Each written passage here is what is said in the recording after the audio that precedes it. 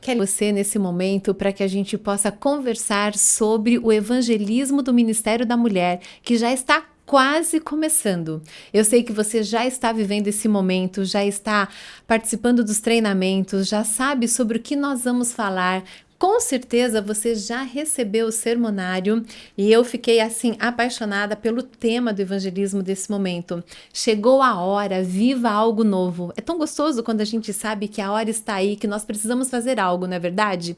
E nós estamos aqui hoje para que você possa entender mais o que você ainda pode fazer antes do evangelismo começar. Também estamos aqui para pedir uma bênção especial a você que está se dedicando para fazer o seu máximo na sua igreja. E nós vamos hoje ter uma conversa muito gostosa, muito especial, com pessoas queridíssimas e que logo mais eu vou apresentar para vocês. Mas antes de começar a nossa conversa, a nossa entrevista, eu quero ler a palavra com você neste momento. Eu quero ler Romanos 10, 14 e 15, que diz assim: Mas como poderão invocá-lo se não crerem nele? E como crerão nele se jamais tiveram ouvido a seu respeito? E como ouvirão a respeito se ninguém lhes falar? E como alguém falará se não for enviado? Por isso as Escrituras dizem: como são belos os pés dos mensageiros que trazem as boas novas. Eu acho incrível o que o apóstolo Paulo escreve aqui nesse texto. E a gente poderia passar tempo aqui respondendo essas perguntas, mas eu quero que você medite nesses versículos e tenha certeza que você é a pessoa especial para falar dele, para falar sobre ele, para falar sobre a palavra dele nessa semana especial do evangelismo do Ministério da Mulher. E agora, então, juntos, eu quero apresentar para vocês os nossos convidados desse podcast, que são pessoas extremamente especiais, queridas e que estão aqui porque também têm o coração na missão. Eu tenho aqui comigo o pastor, ou melhor dizendo, Rafael Rossi, que é o nosso evangelista, da divisão sul-americana, e também tenho a psicóloga e doutora Simone Bori. E agora, nesse momento, eu quero já agradecer a vocês dois por estarem aqui conosco, fazendo com que o evangelismo aqui no estado de São Paulo se torne mais significativo e também de uma forma mais fácil para que a gente possa entender como podemos fazer mais e melhor. Eu gostaria então, pastor Rafael, que você se apresentasse para as pessoas que não te conhecem e depois, Simone, que você também se apresente, por favor. Uma alegria, Simone, professora Thelma, de estar aqui com vocês, acompanhando de maneira especial essa live, onde a gente começa a pensar em como podemos pregar o Evangelho. Meu nome é Rafael Rossi, eu sou pastor faz 25 anos, eu sou daqui de São Paulo, mas moro em Brasília faz 13 anos. Eu sou casado com a Ellen, tenho 2 filhas, a Giovana de 20 anos e a Mariana de 18. E tenho trabalhado com evangelismo público nos últimos anos. E tenho a alegria também de apresentar o programa Arena do Futuro na TV e na Rádio Novo Tempo. Que privilégio nosso ter você aqui, pastor. Alegria. Você, Simone, conta pra gente quem você é, um pouquinho da história, da sua história. Então, eu gosto de começar dizendo que eu sou casada com o André, sou mãe da Ana Sofia e do Gustavo. Então, esse é o primeiro chamado, eu penso. A minha esposa foi professora. Dos dois, da Ana Sofia e do Gustavo. E eles amam a Ellen, amam. A Ana Sofia está com 14 anos já. Cresceu, né? E o Gustavinho com 11. E eu sou psicóloga, tenho 22 anos de formada. Nesse período todo eu fiz algumas especializações, mestrado. Gosto muito de trabalhar com psicologia e Bíblia. Eu sou filha de pastor, evangelista. Então eu tenho essa questão da missão na veia, sabe? Sim. É muito forte. Coisa boa. E a gente está falando com a autora do nosso sermonário. Foi a Simone Bori quem escreveu esse sermonário, quem orou, quem idealizou. E é um privilégio enorme estar recebendo você aqui no nosso estado. Eu fico muito feliz por isso. E o pastor Rafael está aí, né? Com todos os evangelismos da divisão toda. Não é fácil, mas é uma missão lindíssima, não é verdade, pastor? É intenso, mas ao mesmo tempo muito abençoado. Muito abençoado. Pastor, eu começo com você. Pois já não. que você é o nosso evangelista, por que, pastor, pregar o evangelho? Por algumas razões. Primeira razão, porque essa é uma ordem de Jesus. Ele disse que nós deveríamos pregar o evangelho a todo mundo, a testemunho de todas as nações, para que então o fim viesse. Em outras palavras, Jesus está dizendo que o mundo vai terminar quando o evangelho alcançar todas as pessoas. E essa é uma responsabilidade que ele entregou para a própria igreja. Ele poderia ter colocado anjos para pregar o evangelho, mas os anjos não viveram aquilo que nós vivemos, que é a experiência do arrependimento, do perdão, da restauração. Então Deus escolhe instrumentos como nós, que vivemos exatamente a dinâmica do plano da salvação, para que, sendo testemunhas vivas, sejamos aqueles que levem as boas novas de esperança àqueles que não conhecem. Eu gosto de pensar dessa perspectiva quando Jesus diz que o evangelho vai ser pregado a todo mundo para que o mundo acabe. Ele está dizendo que está nas mãos da igreja determinar quando Jesus Cristo vai voltar. Não são os maus que determinarão o fim do mundo. Não é nenhum decreto que será assinado que determinará quando o mundo vai acabar. Não é uma terceira guerra mundial, não é nenhuma catástrofe, mas sim a pregação do evangelho. Então, Jesus determinou que o evangelho fosse pregado e pregado por nós. Segunda razão. É a melhor forma que eu tenho de me preparar para a volta de Jesus.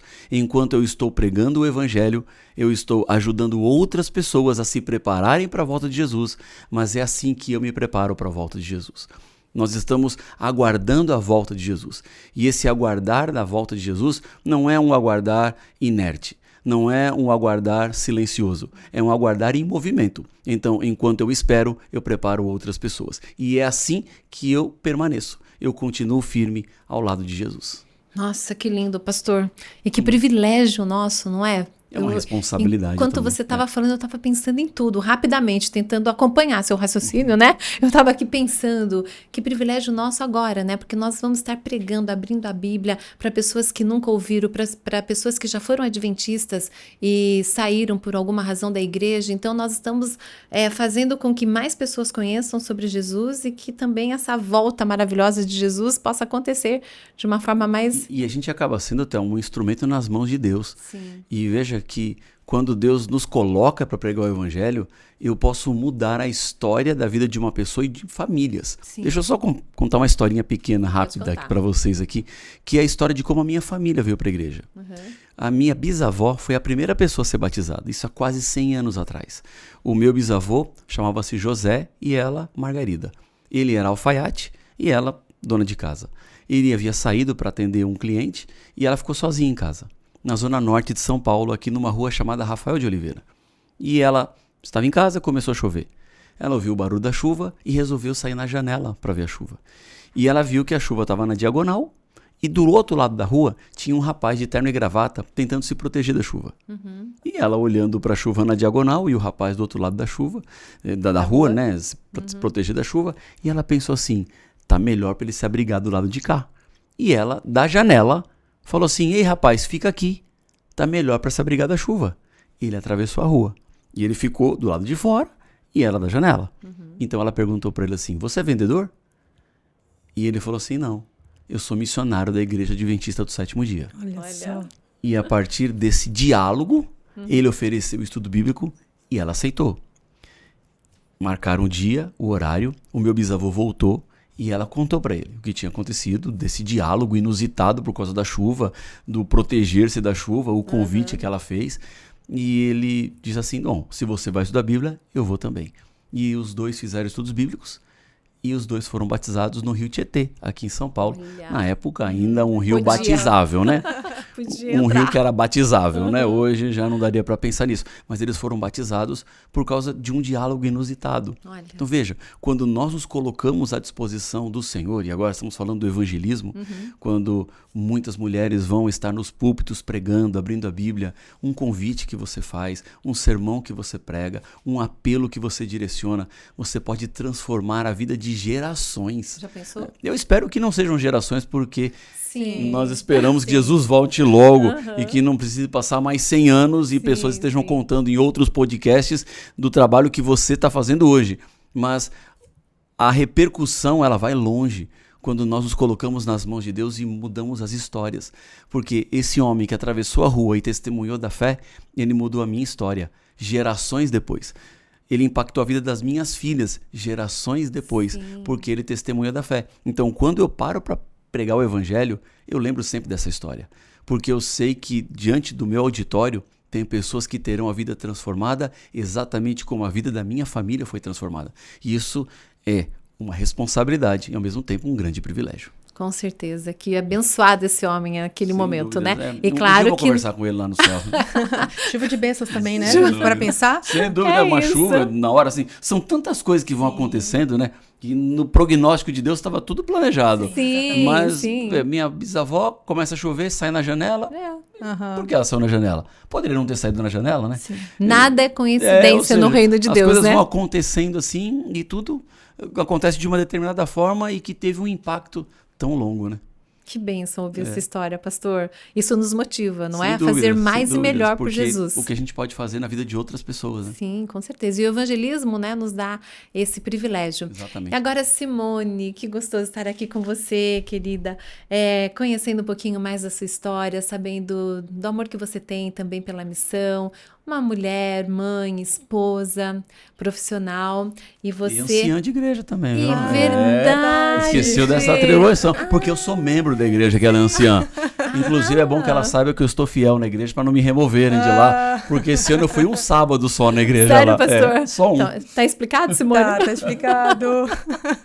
Mas, Simone, eu queria que você falasse um pouquinho sobre como chegou esse convite para você, que é um desafio, não é? Nesse momento, né, a vida tão corrida, como chegou esse convite, como foi a sua inspiração para você escrever e para você também dar esse tema tão lindo que tem movido aqui o estado de São Paulo.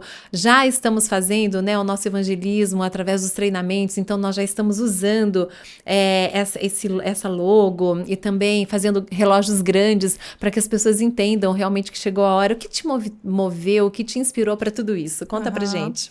Então, em dezembro de 2023, a Janete me ligou.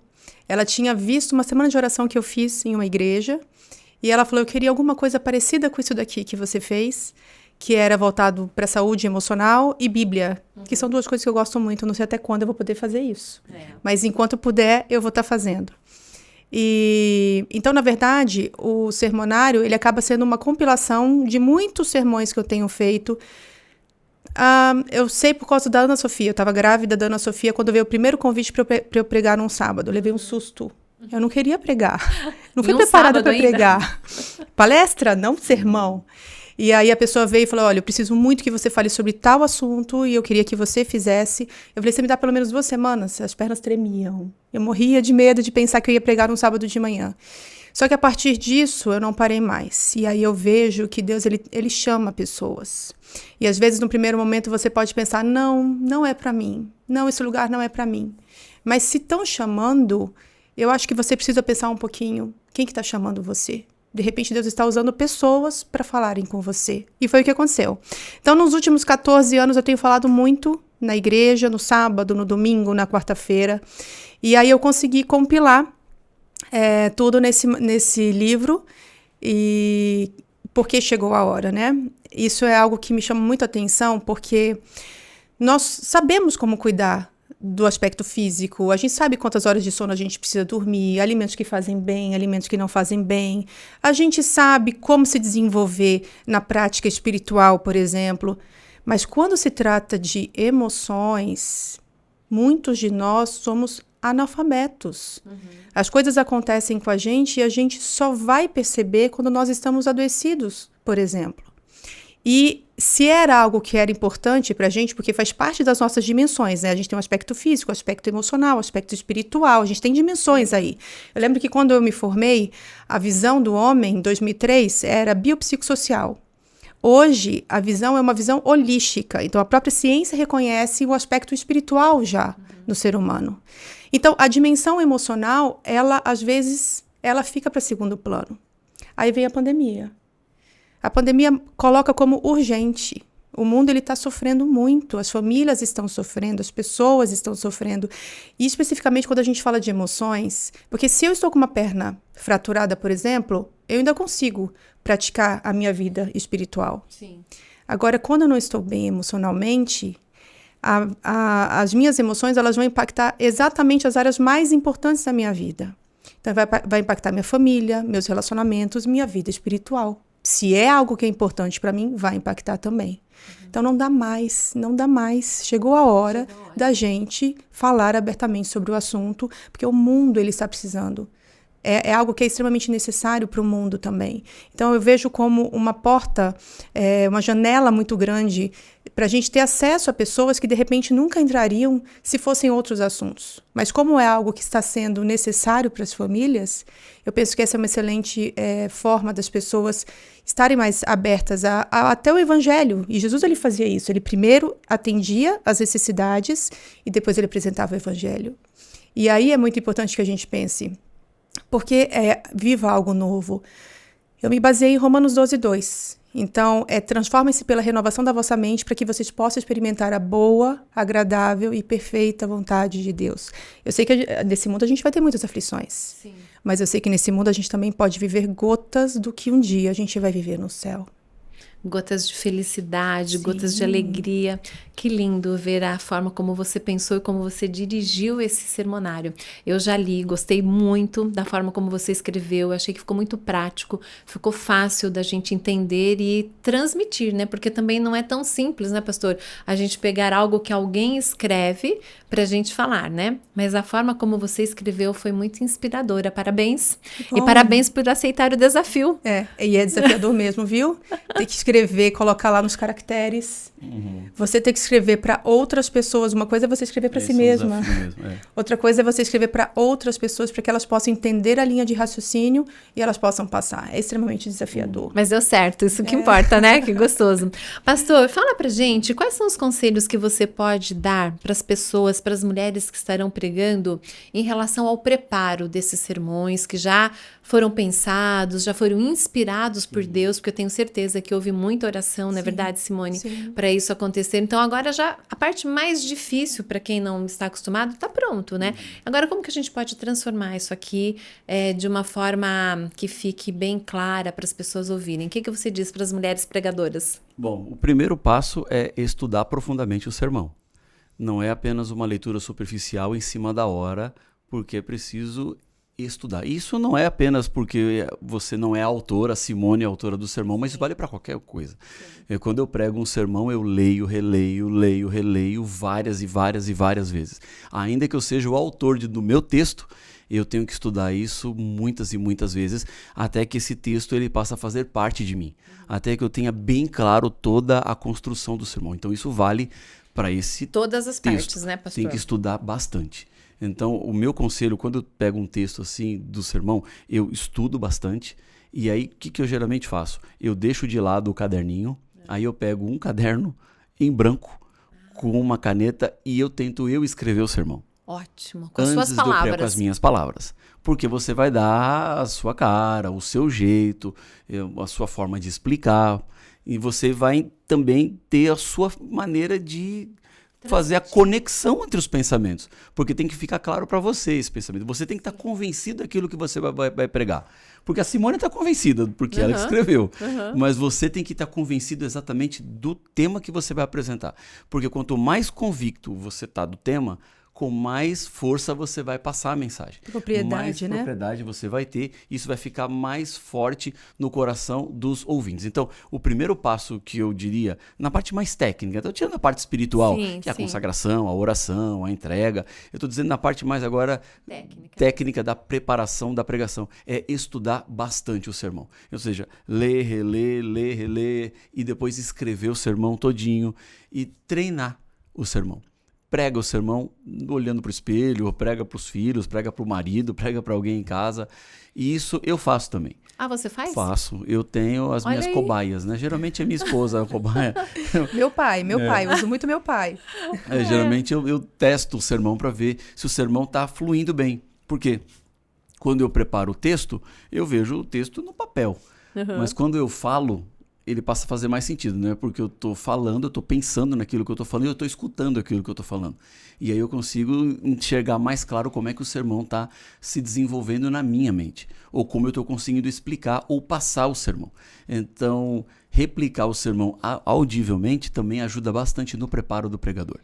O que eu digo é o seguinte, o sermão, ele não acontece de maneira automática. Sim. É preciso dedicação, é suor. Tem que suar bastante, tem que treinar, tem que se dedicar. E quanto mais você se dedica à preparação do sermão, mais bonito vai ser o sermão, mais eficiente ele vai ser, com mais qualidade ele vai ser pregado. Ouvindo você dizer, eu lembrei o que eu fazia há muito tempo atrás, quando eu comecei a pregar também. Porque não é fácil, né? Eu também tive muitas dificuldades para estar à frente pregando. Inclusive, a última vez que eu preguei, que foi há muito tempo atrás, eu falei pro meu esposo, olha, essa foi a última vez que eu preguei, tá bom? Na sua igreja, você não me convida nunca mais, combinado? Eu terminei assim, porque foi tão desafiador para mim, que eu falei, não, isso realmente não é para mim. Eu conto isso porque eu sei que muitas mulheres têm medo, não é? De pregar, como você também se sentiu. E é normal, né? Para quem está nos ouvindo, é normal esse medo, mas a gente precisa ir, né? Um dos maiores medos que a humanidade tem é falar em público. Né? Exatamente. Não é algo fácil mesmo, Não. é um desafio a ser vencido. Mas vale a pena quando vale a gente pena, vence. Claro, porque Mas... o impacto de um sermão, ele é duradouro e ele é fortíssimo. E, na verdade, a gente está numa posição que é porta-voz também, né? Eu penso que é algo quando a gente consegue ir para uma linha sobrenatural, espiritual mesmo, e é muito gostoso a gente ver, quando a gente está se sentindo incapaz, e a gente vê Deus fazendo aquilo que a gente olha e fala assim, gente, olha o que Deus fez em mim hoje. Isso é muito forte de vivenciar. Exatamente. E olhar com essa seriedade. Empresta para mim, professor Thelma, o livrinho. Então, não dá para pegar o livrinho, o livro aqui, Sim. E subir no púlpito, abrir aqui E vai ler. Não, e ler na hora, não né? vai fazer sentido, Não né? vai fazer sentido, porque você não tá inteirado com aquilo que você vai falar. Assim, é hora de viver o novo. Eu não posso ler esse título na hora que eu vou pregar. Isso aqui já tem que estar no meu coração. Esse novo, né? Então, que novo, né? seria mais ou menos assim. O sermão nasceu no coração da Simone e depois foi para o cérebro da Simone. Do cérebro da Simone foi para o papel. Agora, do papel, ele vai para o meu cérebro, vai chegar no meu coração, para que depois ele se transforme num sermão pregado. Nossa. Então, vai fazer um caminho assim. Não sei se ficou claro isso que eu falei muito aqui. Didático. Mas ele tem que percorrer um caminho. Então, ao se transformar num sermão que vai alcançar a vida e o coração das pessoas. Eu preciso estudar esse tema aqui para que ele faça sentido no coração e na vida das pessoas. Muito bom. Então, o que eu ia dizer também que eu fazia nesse momento da minha vida, que eu estava com muita dificuldade de pregar. Pode ficar, Fê. Então, presente seu, pastor. Eu gravava no celular, eu pregando, e depois eu ouvia. Sabe? Isso também é legal, porque daí você grava, se você não tem alguém, né, uma plateia. Depois, né? Mas é para isso mesmo, né? Daí você não tem uma plateia, como a Simone diz que tem, o pastor também. Aí pode pegar o celular, grava você pregando e ver se faz sentido, né? Aquilo que a pessoa tá falando, se vai tocar o coração, porque daí você se ouve e você vai melhorando, né? E essa é uma técnica, né? Exatamente. E nós estamos aqui para isso.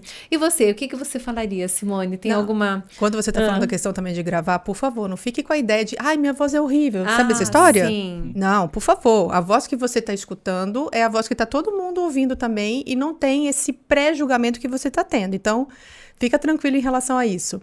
Mas em relação à questão de preparo, eu penso que, por exemplo, normalmente quando eu vou pregar, eu aumento muito mais a quantidade de tempo de preparo espiritual. Porque é isso, eu quero ser usada.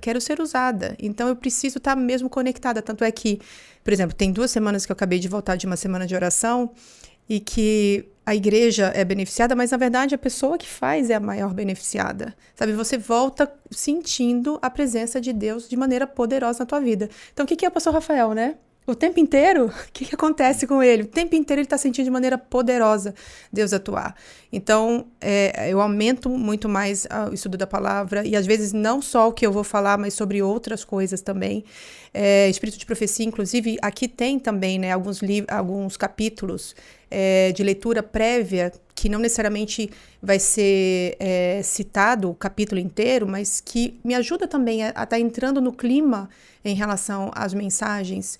Então é isso, a leitura da Bíblia, a leitura do Espírito de Profecia. Se puder ter acesso também ao comentário bíblico adventista, porque eu me baseei muito no comentário bíblico adventista a partir dos versos citados. Isso tudo vai fazendo com que você se sinta mais seguro, sabe? Que você está fazendo algo que está de acordo com a palavra de Deus. Isso te dá segurança, te dá um pouco mais de firmeza. Você não está falando alguma coisa só da tua cabeça. Você está falando algo que foi inspirado por Deus. E é muito prazeroso quando a gente vê Deus completando aquilo que está faltando na gente. Quando a gente... Um detalhe, professor, então, só pegando um gancho aqui. E quando você está preparando um sermão e você lê aqui o texto, há algumas ilustrações que você pode complementar com algo que você viveu. Exatamente. Com alguma história que tem a ver com a sua vida, com a experiência pessoal. Então, isso pode enriquecer também a sua mensagem. Então, quando você coloca esses elementos na mensagem, faz com que o sermão se torne mais pessoal. Sim. Então, você vai ver que tem elementos aqui que a Simone coloca, que você fala assim, isso aqui já aconteceu comigo. Ou eu tenho uma experiência parecida, ou aconteceu com a minha mãe, aconteceu com o meu filho, ou aconteceu com o meu marido. Então, conta essa história. Em vez de contar Traz essa pode ilustração. até mudar, né? Sim. Essa história. Ou tem ilustração da Simone, ou às vezes nem tem uma ilustração da Simone, tem uma frase que ela colocou aqui. Tem algum princípio que ela coloca e vai assim, engraçado, tem uma coisa que aconteceu aqui que é exatamente isso aqui. E aí você pode complementar. Ou seja, você pode dar um colorido diferente ao sermão. Ou seja, dar a sua cara ao sermão. Então, assim, para a gente deixar bem claro, o sucesso do sermão vai ser consagração, oração, buscar essa parte, mas também se dedicar intensamente Sim. estudando os temas de cada noite, né? Exatamente. Então, a dedicação vai ser, assim, o que vai dar a diferença para a pregadora estar se sentindo segura e para passar segurança também quando ela for falar ali na igreja, né? Então, muito estudo, vamos usar o método do pastor Rafael, escrever, né? Reescrever. Eu tenho um outro método também. Qual aqui. é, pastor? Eu nem tinha pensado em falar desse método aqui. Curiosa, fiquei curiosa agora. Meu método tá aqui nessa Bíblia aqui, ó. Eu venho trazer, mas eu tenho uns post-its que eu coloco no meio da Bíblia. Ah, legal. A minha Bíblia tá cheia de post-it, na verdade. Então eu vou colocando ideias aqui.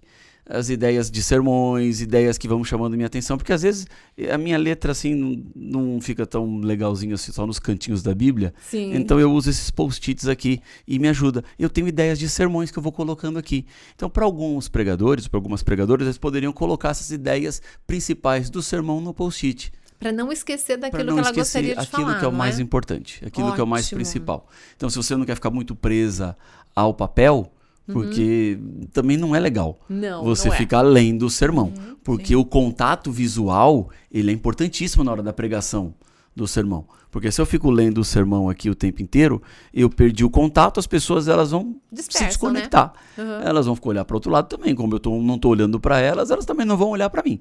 Então eu tenho que deixar de lado o texto já tem que estar no meu coração, mas eu não vou lembrar de todos os tópicos, eu tenho medo de esquecer alguma coisa importante do texto. Então o que você faz? O post-it, deixa eu virar aqui para a câmera, Isso, aqui, vira. Fabinho. Ótimo. Ó, tá aqui, ó, a minha cola.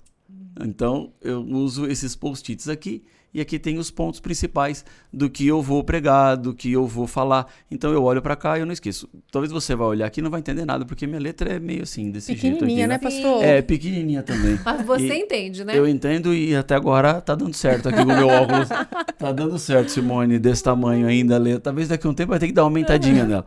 Mas nesse momento tá bom. Então eu coloco aqui os tópicos principais. Ótimo. E com isso me ajuda. E eu tô sempre com a minha Bíblia preparada. Então pediu para eu pregar. Eu abro minha Bíblia aqui, eu já sei que sermão eu vou pregar, porque eu já olho aqui, já vejo os tópicos daquilo que eu vou pregar e o sermão está pronto, está na mão. Então você pode usar esse recurso aqui na hora de você levar o seu sermão na semana do evangelismo. Põe o tópico, prepara um post-it, cola na Bíblia, põe os tópicos aqui direitinho, as frases principais e vai pregar o sermão. Dica de ouro. Excelente. Dica de que assim, ouro. funciona para mim, né? Cada um tem o seu jeito, cada um tem a sua forma. Eu, por exemplo, eu uso PowerPoint para palestras e seminários, mas geralmente em sermão eu não uso PowerPoint. Eu prefiro pregar sermões olhando mais nos olhos das pessoas. Sim. Eu prefiro deixar um pouco de lado a apresentação do sermão e me concentrar mais nas pessoas. Então, por isso eu prefiro usar o post-it. Mas não tenho nada contra quem usa PowerPoint, não. Isso é uma questão minha, Sim, pessoal. claro, É uma questão de pregador. Sua forma, né? A forma que você escolheu para como, pregar é essa. Como eu faço muitos sermões de chamado, de decisão, sermões evangelísticos, eu prefiro me concentrar mais no olhar das pessoas, então eu uso os post-its. Isso faz toda a diferença, né, pastor? Exatamente. Quando a gente sai um pouquinho da tecnologia e vai direto ali pro olhar, Exatamente. não é? Porque as pessoas dispersam menos. Sim, olho no olho, menos né? concorrências. Você Essa tá é a ali ideia. olhando para eles, eles olhando para você e você tem o público nas suas mãos, Exatamente. não é? E aí a mensagem se torna mais pessoal ainda, né? É. Nessa hora. Nossa, tá falando pra mim. É isso. Simone, conta um pouquinho pra gente quais foram os desafios para que esse sermonário estivesse assim, dessa forma como está. Então, primeiro desafio é a gente conseguir colocar um sermão em 4 páginas. Eu não lembro agora a quantidade de caracteres, mas isso pra mim foi extremamente desafiador. Porque eu faço os textos sem preocupação com isso. E aí, agora eu tenho que colocar numa formatação específica, e aí eu ia deixando cada vez mais objetivo, tinha uma hora que eu falava assim, meu pai, não tem mais como tirar nada, e tava longe ainda. Aí eu deixava, passavam uns 2 dias, aí eu voltava, para eu conseguir colocar. Falar muito em pouco espaço, né? Exatamente. É muito difícil você conseguir colocar as ideias todas. Então, era isso que eu acabava fazendo. Quando eu via que não saía mais nada, eu não conseguia mais tirar, e eu não queria mais tirar, então eu parava 1 ou 2 dias para voltar. Então, um sermão era uma semana, mais ou menos, por conta dessa questão dos caracteres que... Para mim foi bem desafiador. Cortar, né, Simone? Muita dó porque você escreveu dor. um parágrafo tão bonito, mas vou ter que cortar. Não, esse eu não quero tirar, mas esse eu também não quero tirar. Fica mais ou menos assim, né? Exatamente. Acaba tudo sendo muito importante, né? Sim. É isso. Essa parte para mim foi extremamente desafiadora. E tem muitas histórias também, né? Eu costumo dizer que eu tenho uma profissão que eu fui privilegiada em termos de... Eu sou colecionadora de histórias. Sim. Então, é o que o pastor Rafael falou. Você começa a ler algo e aí, nossa, isso aqui caberia uma história. Só que aí você tem que começar a cortar as histórias. E aí eu reduzi o máximo que eu podia, mas eu não tem como você fazer um sermão sem histórias. E é uma característica muito forte em mim, as histórias, né? E então, escolher também qual história colocar. Foi a minha difícil. vontade era de colocar pelo menos 2 ou 3. E eu tive que reduzir isso aí também. Essa parte foi bem desafiadora. Cada história fala com um tipo de problema, com um tipo de pessoa, né? Então você fica pensando no todo, dá vontade de contar para ilustrar, não é verdade? Exatamente. É isso. Pastor, tem uma coisa que é bem desafiador quando a gente está fazendo evangelismo, né? Então a gente começa o preparo na igreja, no sábado, aí domingo é um dia que a igreja vem muita gente, responde muito bem, né? Aquele convite que a gente fez, aí chega a segunda, chega a terça, e aí você já sabe o que eu quero dizer, né? Sei. Como, pastor? E como, sei. É difícil, A não é? segunda e a terça-feira são as noites mais complexas. Sabe que na minha experiência, a terça-feira é mais difícil que a segunda. Eu já ouvi várias vezes as pessoas falando sobre isso. A terça é mais difícil do que a segunda, né? Depois a quarta-feira já melhora, a quinta e sexta aí já resolveu o Mas, problema. E você tem, assim, uma dica, algo que você possa falar, dividir com a gente? O que a gente pode fazer para manter esse público durante a semana? Eu gosto de colocar temas atrativos na segunda e na terça-feira.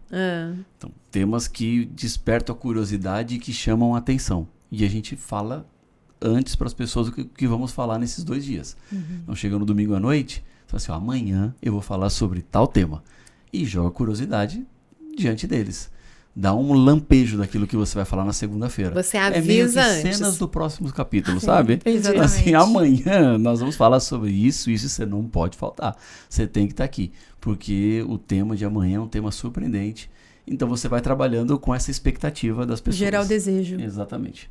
Olha só. Assim que eu vou trabalhando. Então eu deixo os temas de segunda e terça-feira são temas curiosos. Temas que despertam a atenção das pessoas. Porque eu tenho que trabalhar, obviamente, com essa atratividade, porque eu sei que segunda e terça-feira é mais difícil. Porque volta o trabalho, volta a rotina. Nós estamos em muitos lugares com cidades grandes, com trânsito, e é correria para lá, para cá, e muitos vão ter que ir para a igreja direto, sem passar em casa. Então é cansativo, é mais difícil.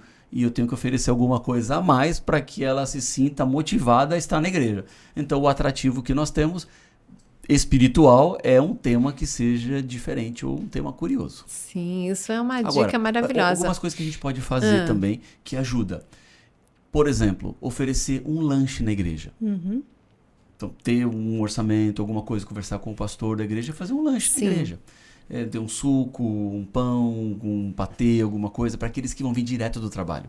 Porque tem gente que almoçou meio-dia e que vão para a igreja às 7h30 da noite, essa pessoa está com fome, ela tem um trabalho às vezes que é pesado e ela precisa comer alguma coisa, não conseguiu, então vai para a igreja direto.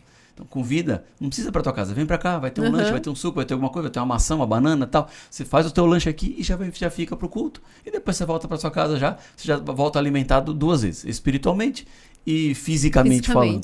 Então, é uma forma também de você ajudar as pessoas para que elas possam vir direto para a igreja, principalmente segunda e terça-feira, que são os dias mais difíceis. Porque domingo, geralmente as pessoas já estão em casa, né? Então é mais fácil ir para a igreja. E quarta-feira, para já tá tendo aquela ideia de que a semana está passando e já tem a rotina do culto de quarta-feira também. Então, a semana já está chegando no seu fim. Agora, segunda e terça realmente são os dias mais difíceis. De repente, dividir entre os departamentos. Cada dia um departamento responsável pelo lanche também. Ministério da Mulher, Desbravadores e Aventureiros outro dia. Que aí você consegue colocar a igreja toda para trabalhar também. A gente faz muito isso lá na central.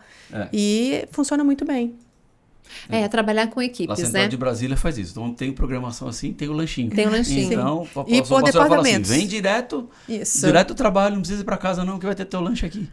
E aí, por isso que é muito legal conhecer os temas. Porque, por exemplo, no sábado, você está pregando no sábado, que é onde tem o maior número De pessoas. Então, olha, na segunda-feira, sabe, você está falando sobre um assunto e aí deu uma brecha para você falar sobre o assunto da segunda-feira. Esse é o dia que você não pode faltar. Esse aqui é o dia que, sabe? Então, assim, eu tô no sábado, já entrou em algum assunto, eu pego essa brecha para eu já estar fazendo propaganda de alguns assuntos específicos que eu sei que eles são fundamentais. E eu tenho a tendência também a, antes de começar a falar do assunto de hoje, eu já estou vendendo peixe do de assunto amanhã. do próximo dia, assim. Olha aí, isso é muito importante. Mas uma coisa que eu achei também especial na fala de vocês é avisar a igreja.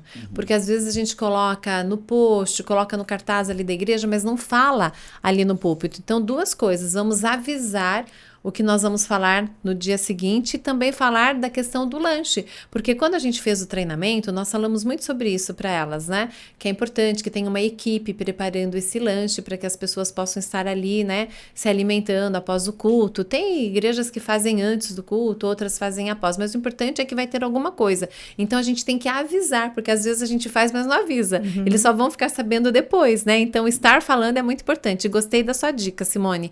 Se for muito difícil só para o Ministério da Mulher, porque nem é isso que a gente orienta, né? A gente orienta que tem uma equipe preparada para o lanche, mas também dividir em departamentos é muito bom, você né? tem mais gente participando, mais líderes participando na semana. Mas eu penso, Thelma, não é só avisar, é gerar desejo, sabe? Sim. É gerar expectativa. Então, é uma forma de falar que vai gerar desejo. Nossa, isso aqui parece interessante. Imperdível. Exatamente. Alguma coisa que a pessoa sinta que ela não pode perder, né? Sim, Amei. E outro detalhe só, então, talvez nem precisasse falar isso, mas é uma semana de evangelismo. Tem gente que pode pensar assim, não, mas eu já sou adventista, eu não preciso ir na semana de evangelismo. E engana-se. Sim. Porque é uma semana de fortalecimento da fé também. Sim. É uma semana para entender e compreender aspectos espirituais que vão te ajudar na caminhada espiritual. Não é apenas para quem não é da Sim, fé, é para quem exatamente. é também da fé, não é isso, Simone? Exatamente. E eu acho que é um assunto que é extremamente necessário para os membros adventistas também. Porque se o mundo está desse jeito, a gente acha que o fato de sermos cristãos, a gente está livre desses problemas, dessas dificuldades? Claro que não. E a gente sabe, né? Quanto mais oração, quanto mais ouvir da palavra, mais a gente interiorizar tudo isso, é para o nosso crescimento espiritual. Sim. E quando a gente também se propõe a fazer a missão, isso é muito importante. Porque quando você está ali convidando um amigo que não é adventista, você está fazendo o quê? A missão que o Senhor desejou para você, não é verdade? Então você não está ali à frente pregando, você não vai estar talvez cantando, mas você está conduzindo uma pessoa para a igreja, você vai levar um amigo, não é? Então nós estamos ali também desenvolvendo os nossos dons e também cumprindo o ID de Jesus. Então tem duas coisinhas aqui também dentro disso, né? Primeiro, quando você vai numa semana de evangelismo, você ouve temas que fortalecem a sua fé. E segundo, a sua presença na igreja também é evangelismo. Porque veja só, digamos que você tem R$20 no bolso e você procura um restaurante para almoçar. E você encontra dois restaurantes com a plaquinha, almoço R$20. Um tá cheio e o outro tá vazio. Em qual que você vai? No que tá cheio. Tá cheio, porque é o Você vai melhor, pegar né? fila, você vai pegar fila, mas mesmo assim Mas você você vai. pega. Você fala assim, bom, se os dois são R$20 e um tá cheio, tá vazio, porque É uma coisa... o que tá cheio vale a pena e o que tá vazio não vale a pena. Sim. E a mesma coisa acontece com a igreja. Se você vai numa programação que é especial e tá cheia, É porque é bom. a pessoa fala assim, peraí, essa programação é boa, porque tá cheia. Agora, se ela vai numa programação que é chamada de especial e a programação tá vazia, ela fala assim, acho que não é tão especial assim, né?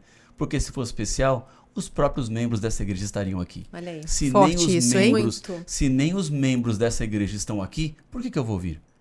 Então, quando eu estou valorizando a programação da minha igreja e a minha presença é evangelística, porque eu ajudo as pessoas que estão vindo a se sentirem bem e sentem que a programação vale a pena. Nossa, pastor, essa explicação foi assim incrível, não é? E é verdade isso. A gente pensa, né, nessa perspectiva, porque se eu vou numa igreja e tá vazia, eu posso pensar assim, acho que é sacrifício demais, né? Vim do trabalho direto para cá, mas não tem ninguém aqui. Agora, se eu chego numa igreja que tá cheia, eu falo assim, tá valendo a pena. Porque olha quantas pessoas vieram do trabalho direto para cá. Porque o que tá acontecendo aqui realmente é bom. Com certeza. Por isso que eu acho super importante quem está à frente do evangelismo, cuidando desse evangelismo, conversar com a igreja, explicar para a igreja, já falar exatamente com todas as equipes de apoio sobre a participação, para que tudo aconteça da melhor forma possível. Eu tenho assim um sonho no meu coração, sabe? Eu gostaria muito, quando acontece o evangelismo, ver cada família da igreja envolvida com uma pessoa que não é adventista, com uma pessoa que não conhece a verdade, ou com uma pessoa que já conheceu, mas não está mais indo à igreja. Então você vai à igreja, mas você não vai sozinho.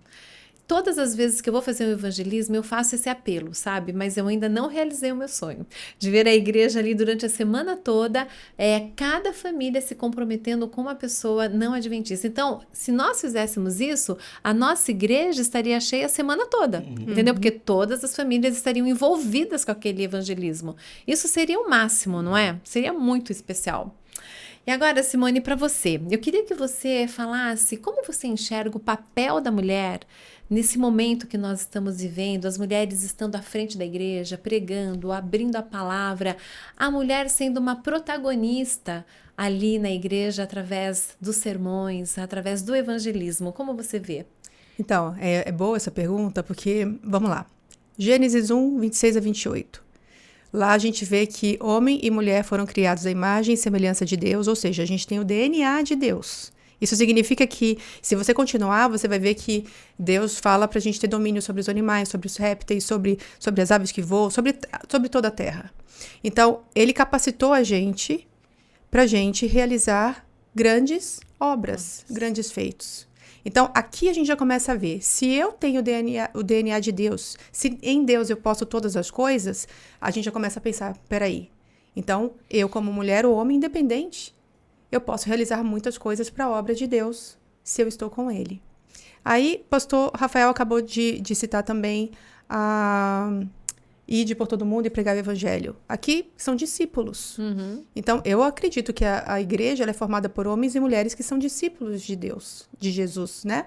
E tá aí a missão. A gente tem que ir para todo mundo e pregar o evangelho. Ir a todo mundo não significa só também pregar o evangelho no culto, por exemplo. A gente pode pregar pela nossa vida, pelo nosso modo de viver, mas tem aí um chamado. E quando a gente vai para Atos 2, a gente sabe que nos últimos dias o Espírito Santo ele seria derramado em homens, mulheres, jovens, adultos, idosos, a todas as pessoas. Então, a mulher ela tem um papel muito importante nesse período que nós estamos vivendo. Esse chamado está sendo feito para homens e mulheres para terminarem a obra de Deus. E o pastor Rafael trouxe muito bem. O que vai fazer Jesus voltar é a pregação do evangelho. Então, eu limitar o evangelho à questão de ser homem ou mulher, não dá. Não dá pra gente fazer isso. E mais um detalhe, né? E limitar também só a pastor. Sim, exatamente. Porque não tem dá. gente que acha que evangelismo é sobra de pastor. Sim. E para mim, assim, o evangelismo é para quem quiser. Claro. E para quem se sente chamado. Então, para mim, quanto mais mulheres estiverem pregando o evangelho, muito melhor. Até mesmo, pastor, porque às vezes uma pessoa não vai chegar nunca num pastor, mas vai chegar numa pessoa comum. Então, é muito importante que a gente entenda que ide a todo mundo e pregar o evangelho é um chamado para qualquer pessoa. E independente da faixa etária. Nós estamos vendo hoje crianças que estão virando pregadoras, né? Meninos e meninas virando pregadores. Então, a gente está vendo a Bíblia sendo cumprida. E como que eu, por me limitar a não ser da obra, né? Não ser pastor ou ser do sexo feminino, isso não serve para mim? Não dá. Então, a pregação do evangelho ela está voltada para todas as pessoas que resolvem obedecer ao chamado de Deus. Sim. A equipe que Jesus montou aqui nessa terra, né? Ela compõe, então, homens, mulheres, jovens, crianças, idosos. O chamado de pregar é para todos, não é? Exatamente. Então, isso é muito lindo. E essa iniciativa, professora, do evangelismo que a gente está tendo agora, o Chegou a Hora, é o incentivo para que as mulheres estejam mais no púlpito. Sim. Exatamente isso.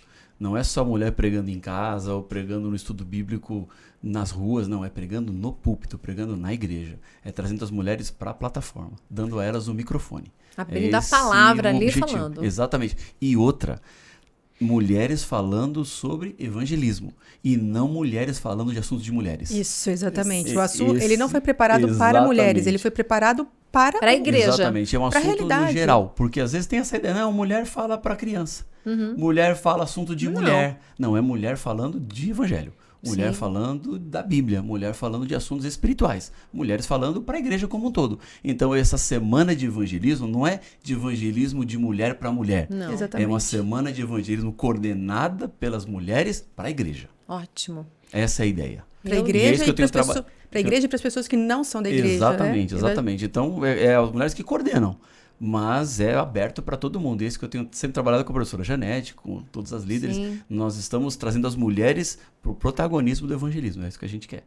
Do evangelismo, não assim, Exatamente. porque às vezes quando a gente fala no evangelismo, a igreja, como ela não está acostumada ainda em ver a mulher, né, dirigindo uma semana de evangelismo, estar à frente disso, às vezes ela confunde que é uma semana de oração. Então, eu queria que deixasse bem claro isso também. Nós não estaremos fazendo uma semana de oração, nós estaremos fazendo uma semana de evangelismo. Nós queremos evangelizar, queremos trazer pessoas para a igreja. Esse é o nosso objetivo, não é verdade? Exatamente. Sim. Então, a gente não pode confundir. E são movimentos, professor, importantes. Por exemplo, lá na Novo Tempo, nós temos um programa toda sexta-feira, às 10 horas da noite, chamado A Mensagem por Elas, né, Sim, Simone? sim. Que são mulheres que estão pregando a palavra de Deus. Ou seja, mulheres que estão ocupando os púlpitos para pregarem o evangelho. E é isso que nós estamos fazendo nos nossos templos também.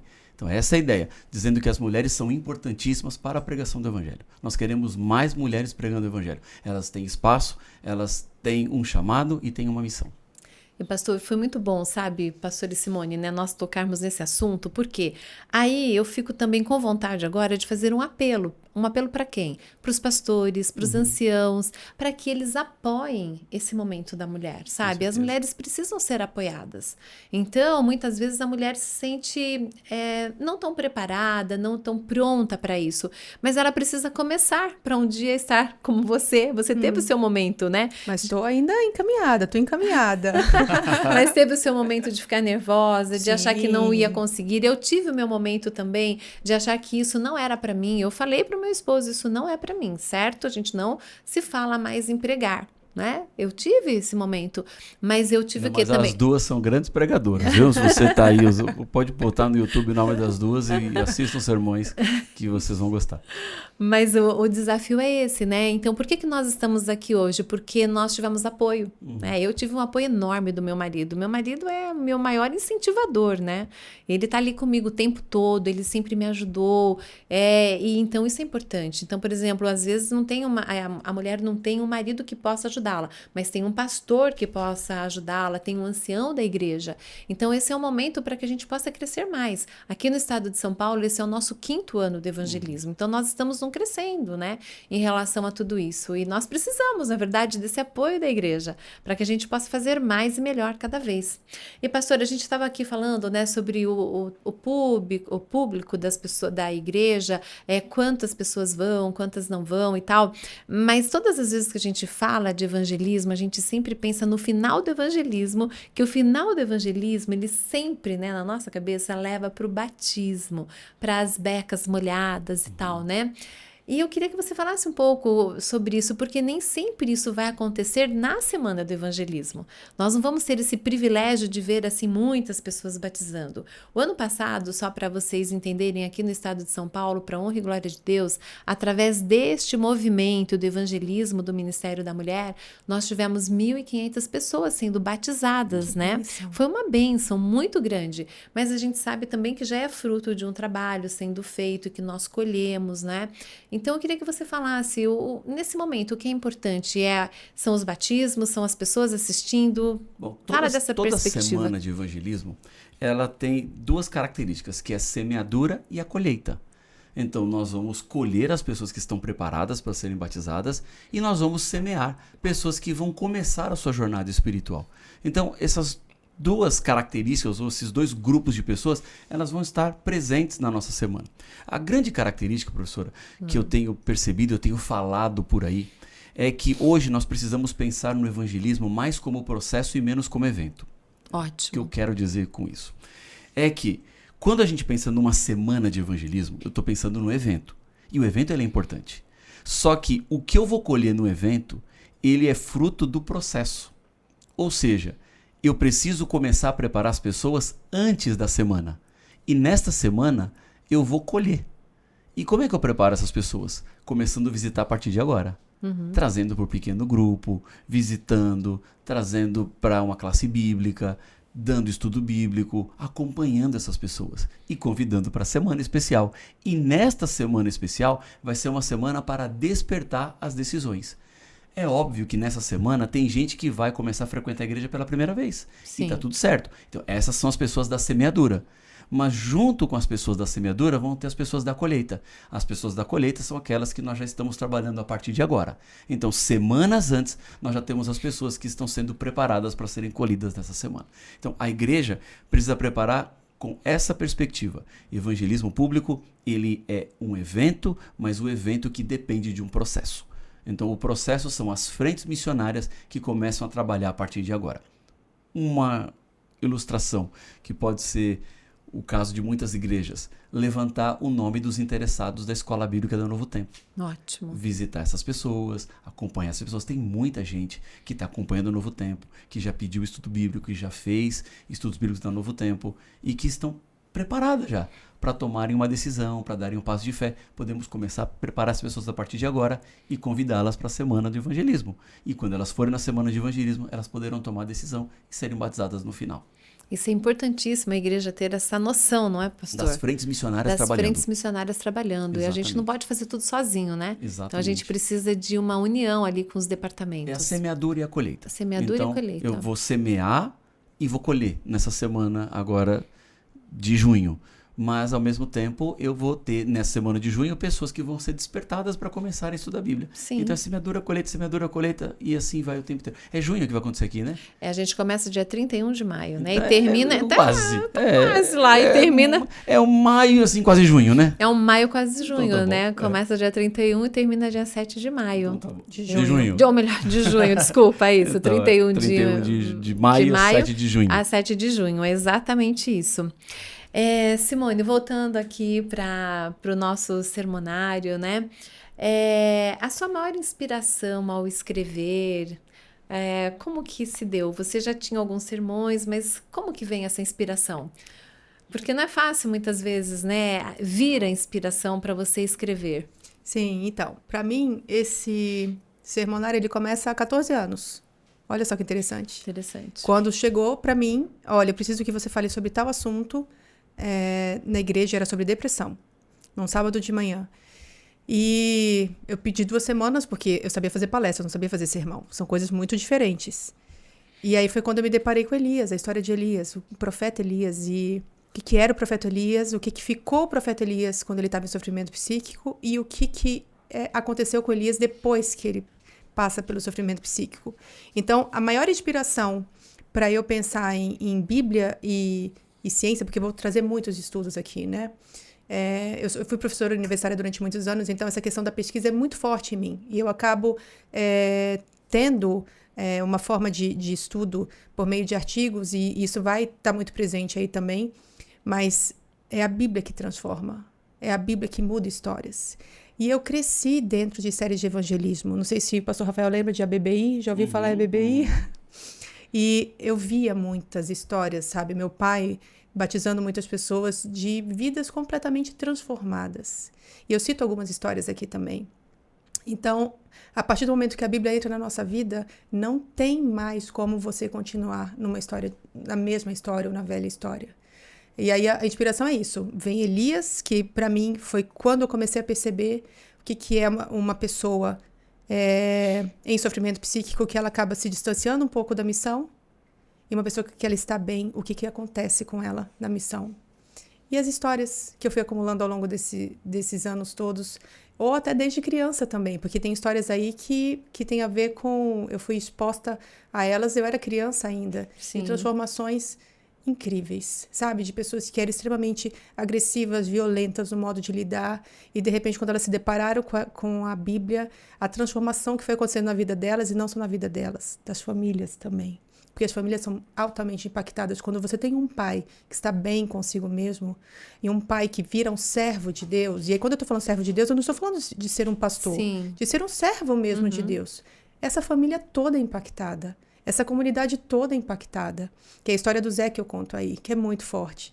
E é lindo demais quando a gente começa a ver o que é o antes e o depois. Por isso que transformem-se pela renovação da vossa mente, para que vocês possam experimentar a boa, perfeita e agradável vontade de Deus. E a gente pode sim viver gotas nessa terra do que um dia a gente vai viver no céu. Eu não canso de falar sobre isso. Ai, que lindo. E aí sim a gente vai viver o algo novo. Exatamente. Né? Aí chegou a hora do novo, porque esse tema que você escolheu, ele tem duas frentes maravilhosas, né? O chegou a hora, que agora é a hora de nós estarmos ali pregando, falando, né? Fazendo esse movimento, mas também chegou a hora do algo novo, Sim, né? Que é exatamente essa exatamente. história, essa experiência.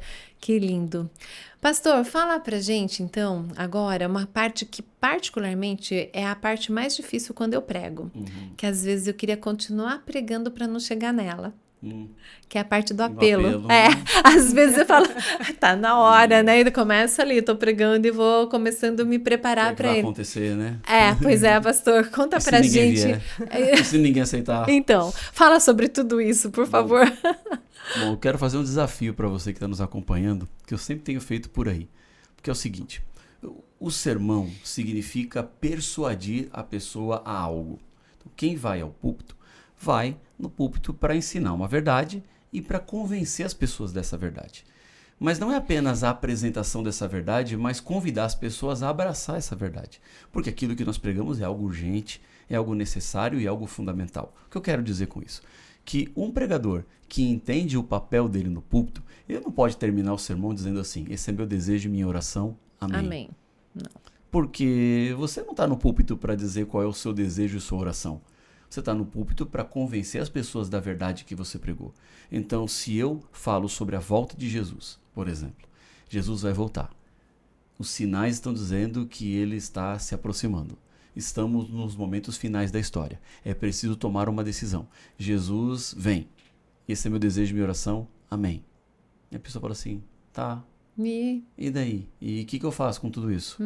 Eu já entendi tudo, mas é só isso? Não, eu preciso olhar nos olhos da pessoa e eu preciso dizer assim, olha, Jesus está voltando e você vai fazer o quê? Qual é a sua vontade? Qual é o passo que você vai dar nesse momento? Isso é o apelo.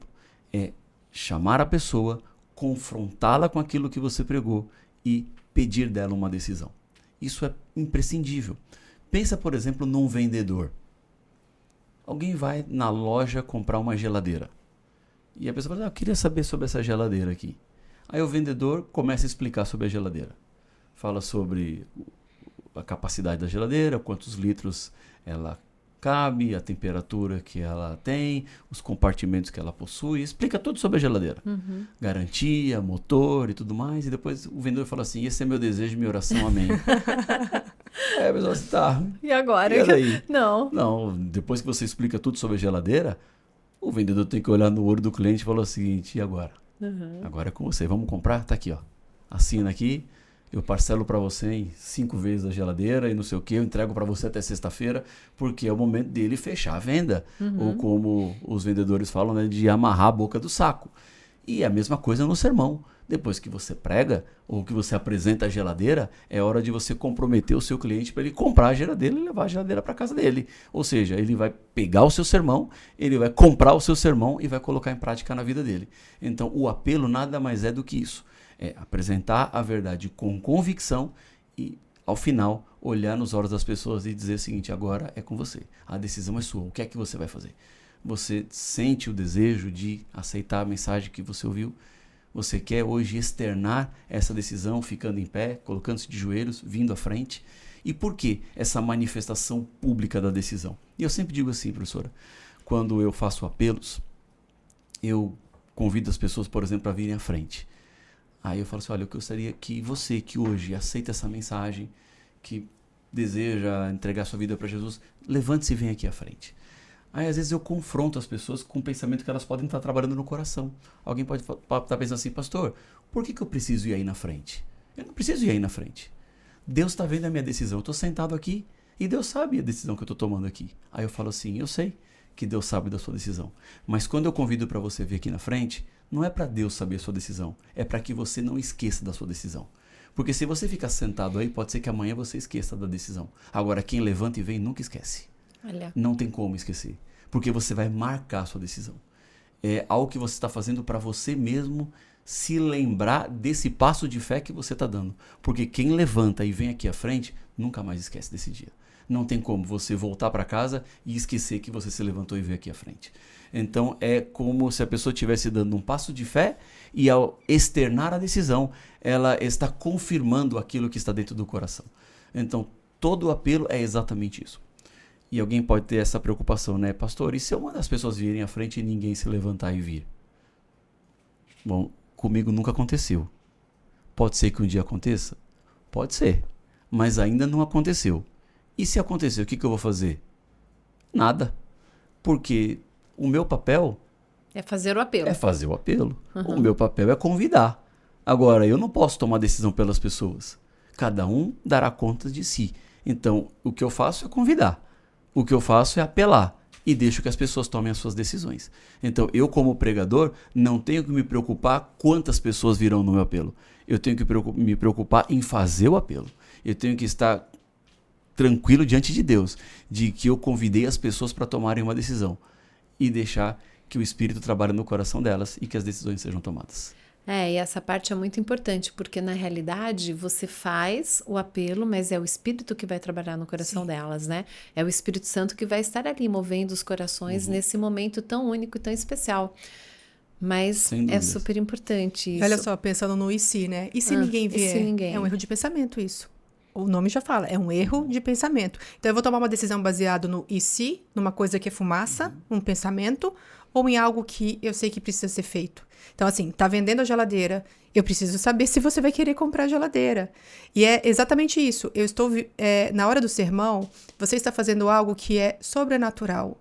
É a atuação do Espírito Santo. Deus, ele está usando você como instrumento. Então, você não precisa se preocupar com essa parte. Se vai vir ou não, essa parte não te pertence. A tua parte é pregar e fazer o apelo no final. Meu pai fala, né? Você está na trave e você não vai fazer o gol? Essa é a função de um pregador. Mas é difícil isso. E tem um detalhezinho também, professora, que é o seguinte. Não adianta também você fazer o sermão numa direção e depois apelar numa outra. Sim. Ou seja, você explica da geladeira e na hora do apelo querer vender o fogão. Aí a pessoa fala, não, mas peraí, por que fogão? Aqui? Você me explica da geladeira e tá me apresentando agora o fogão? Então você tem que ser coerente no seu apelo. Sim. Então se você tá fazendo um sermão falando sobre um determinado tema, faça um apelo que esteja condizente com aquilo que você pregou. Então o apelo ele tem que ser a continuação do seu sermão, ele tem que estar conectado com aquilo que você pregou. Ele é então o convencimento daquilo que você apresentou. Então você deu os argumentos durante o sermão e no final você apela para a pessoa aceitar aquilo que você pregou. Isso que você falou me fez lembrar de uma coisa que é muito importante que já aconteceu comigo. Eu estar pregando e aí tinha uma mensagem musical para ser cantada. E a mensagem musical não tinha nada a ver com o que eu preguei. Isso é outro No final risco. do sermão. E aconteceu, eu fiquei desesperada, porque eu tive que ter um trabalho dobrado depois da música. Então, foi muito bom você falar sobre isso. Porque além de ter esse problema, né, essa possibilidade que você disse de pregar uma coisa e apelar para outra, a gente precisa alinhar muito bem com a equipe de louvor. Porque a gente tem que ter o momento, né? A primeira mensagem musical que vai ser cantada, mas a última mensagem tem que ser uma mensagem que tem a ver com o sermão. Para fechar, para encaixar ali. Porque senão você que está ali na frente, aí você se perde todinha. Então, isso é uma coisa extremamente importante. Porque nem toda música é de apelo, professor. Sim, então, tem isso também. Nem toda música serve para apelo. Tem músicas que não se encaixam no apelo. E aí, você como pregadora faz o sermão, chama o apelo, vem a música, você fica rendido, né? Fica rendido, foi você horrível. Não tem mal o que fazer. Quando aconteceu isso você comigo. pode colocar todo o seu sermão em risco. É preferível não ter a música. Exatamente. Né? É preferível não ter a música. Se sim. a igreja não tem pessoas que possam cantar músicas que tenham a ver com os temas, né? Por isso também vai aqui, né, Simone? Agora a gente deixa bem certinho qual é o tema, como que está direcionado o apelo, por quê? Ainda há tempo, né? De você fechar com a pessoa que vai estar cantando para o seu apelo acontecer da melhor maneira e de uma maneira que faça sentido.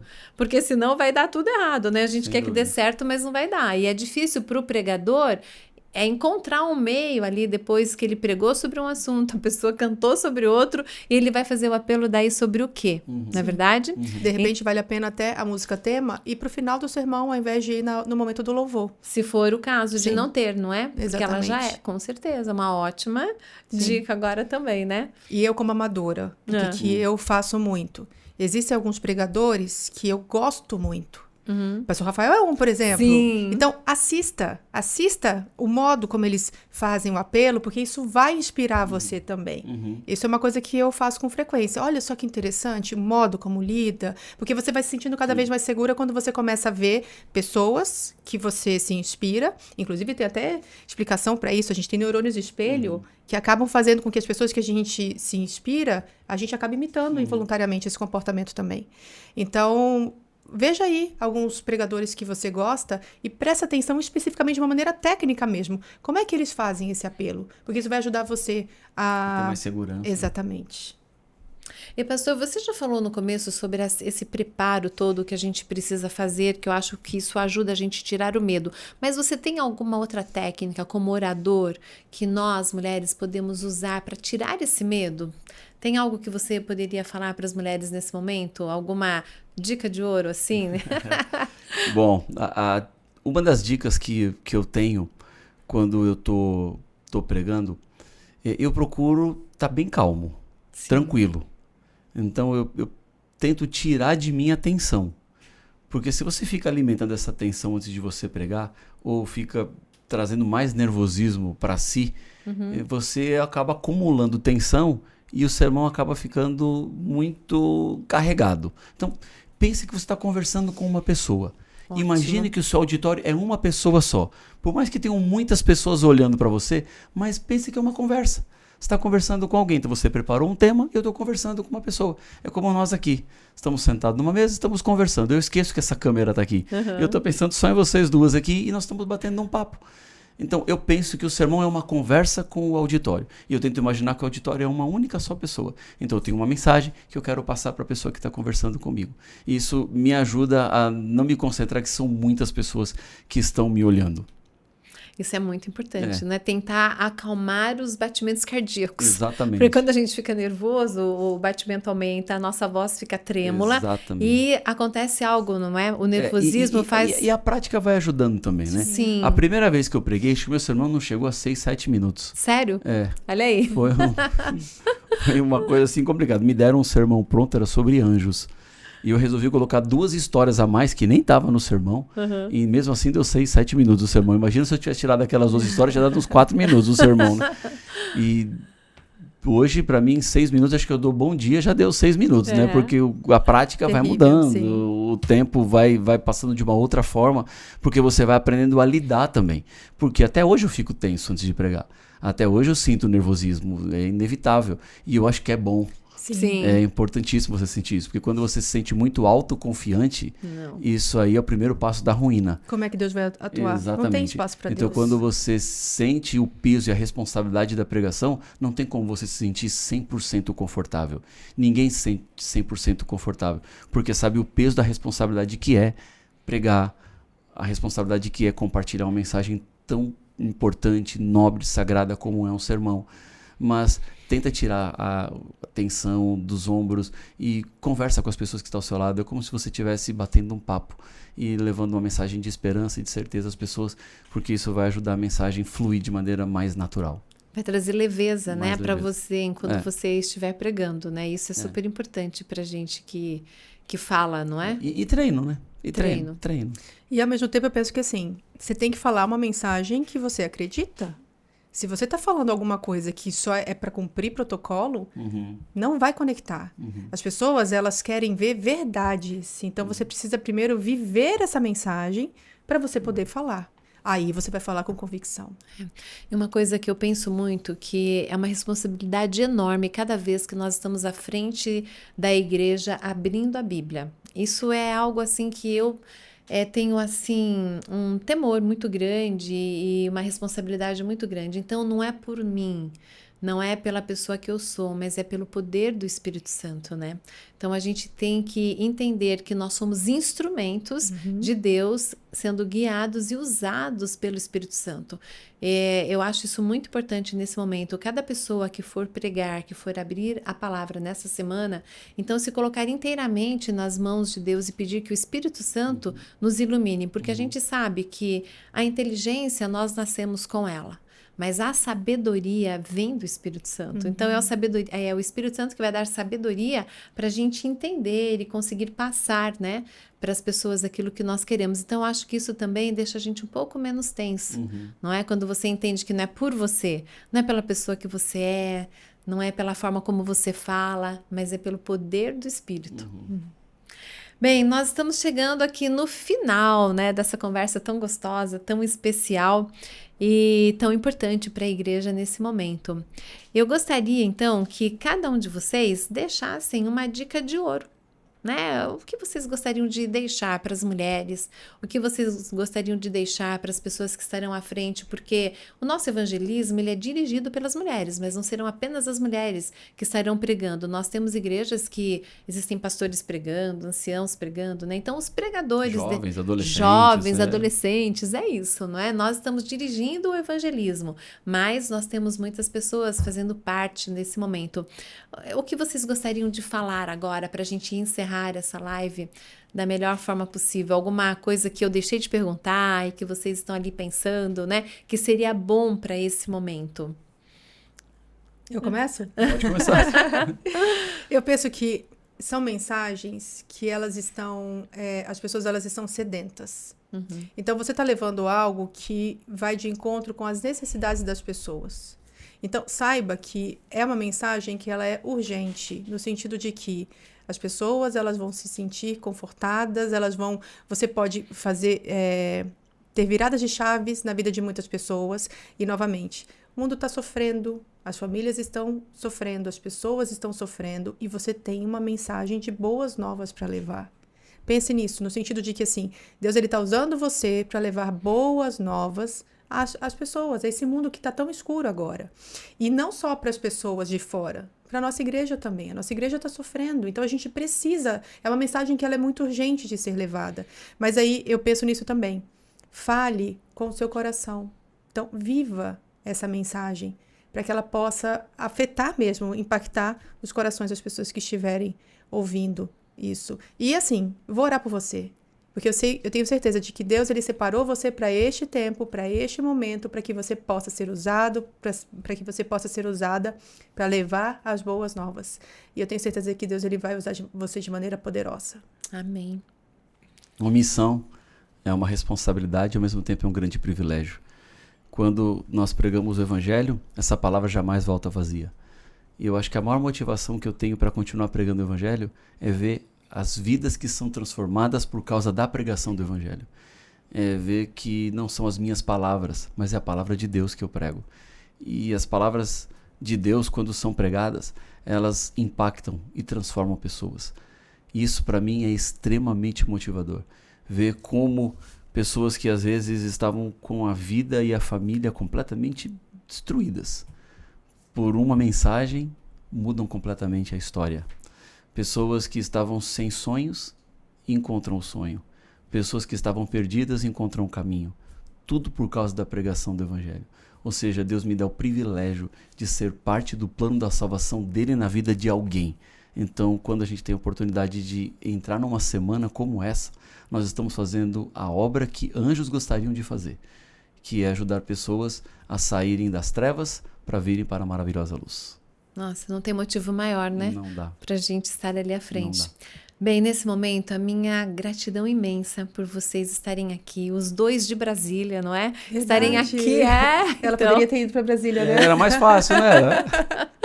Mas a gente quis fazer aqui no nosso tá bom. solo Sim. paulista, né? Porque é muito importante, né? Vocês estarem com a gente, você estar aqui com a gente, Simone. Pastor, muito obrigada, Simone. Eu quero agradecer em nome de todas as mulheres aqui do estado de São Paulo, as 160 mil mulheres, Simone, por você ter aceito esse convite de escrever, de você colocar seu tempo, seu coração, o seu talento nesse trabalho que nós já estamos amando, já estamos sonhando com o dia que nós vamos poder falar em alto e bom tom sobre tudo que você escreveu. Então, muito obrigada, porque você aceitou o convite da professora Jeanette, a nossa líder da divisão sul-americana. Você se colocou na presença de Deus e você, através da presença do Espírito Santo, você escreveu e a gente sente você falando que foi algo que você fez de todo o seu coração. Sim. Né? Então você colocou ali tudo que você podia para que esse material pudesse sair da melhor forma possível. Então receba aqui, em nome das mulheres paulistas e paulistanas, o nosso muito obrigada. Que Amém. Deus Deus seja louvado por isso. Que Deus continue te usando, que Deus continue te abençoando e que esse seja o primeiro de muitos. Que a gente possa receber mais materiais escritos por você. E tenha certeza que você vai abençoar vidas, milhares de vidas aqui no estado de São Paulo e não só no estado de São Paulo, né? E eu não tenho dúvidas nenhuma que no céu você vai ter surpresas dessa semana. Amém. Que Deus continue te abençoando. E, pastor, muito obrigada, Uma viu? alegria, uma alegria. Muito bom ter você aqui Voltar com a pra gente. minha casa, né? Sim, aqui é essa casa, É, né? minha Já casa. foi há algum Já tempo, foi, mas já aqui... trabalhei aqui por 3 anos. e Lá você- atrás, mas é bom estar aqui. E você é um paulista, né? Você Sou nasceu no estado de São Paulo. Paulistano. É. Ah, então, é isso. Muito obrigada, viu? Que Deus abençoe muito a vida de vocês. Que vocês estejam sempre à frente dessa missão tão linda. E você que nos assistiu, eu tenho gratidão também por você estar se preparando para esse momento tão único, tão especial que vai acontecer. Tenha certeza que a mão forte, poderosa de Deus vai estar com você, que você vai ser muito abençoada para poder abençoar outras pessoas. Eu não tenho dúvida disso. Que Deus abençoe, que todos nós possamos ter uma semana extremamente feliz e realizadora através do nosso evangelismo e da mensagem que nós estaremos passando. E nós vamos terminar então esse momento. Eu gostaria, pastor, que você pudesse terminar esse momento tão especial com uma oração de gratidão pelo privilégio de nós estarmos à frente de um evangelismo e também pedindo as bênçãos sobre tudo que vai acontecer aqui no estado de São Paulo. Senhor, Deus querido, Pai nosso, te agradecemos muito pelos momentos que tivemos juntos nessa transmissão e de maneira muito, muito especial eu entrego nas tuas mãos essa semana especial, o evangelismo chegou a hora. Abençoa cada igreja aqui do estado de São Paulo que vai se envolver, o Ministério da Mulher na liderança dessa iniciativa tão poderosa e tão ousada, dando, Pai, sabedoria, a capacidade dos altos céus para conduzir essa iniciativa missionária, evangelística tão importante, para que mais pessoas conheçam do teu amor, da tua graça e da tua bondade. Continua, Pai, com a professora Thelma, na liderança de todas as mulheres aqui do estado de São Paulo, que o Senhor a sustente como tem sido até aqui, dando saúde, sabedoria e discernimento para liderar todo esse projeto, que resultará em tantas bênçãos, das quais nós um dia teremos notícias quando estivermos nos céus. Pai, da mesma forma, eu entrego nas tuas mãos a Simone, que ela continue sendo uma bênção para a tua igreja como tem sido até aqui. Continua cuidando dela, da sua família, dos seus planos e projetos também. Use-a, Pai, como tem sido até aqui. Por isso, continua ao nosso lado hoje e sempre. São bênçãos que eu lhe peço no nome de Jesus. Amém. Amém. Amém.